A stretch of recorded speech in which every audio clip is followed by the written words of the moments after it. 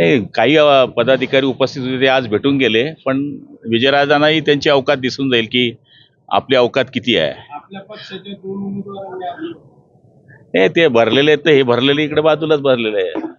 त्यामुळे आमच्या माणसाने फॉर्म भरलाय, तो उद्या कोणी फॉर्म चुकू नये, काही होऊ नये म्हणून वरतून आदेश आल्यामुळे तो फॉर्म भरलेला आहे. तो फॉर्म मागे होणार आहे.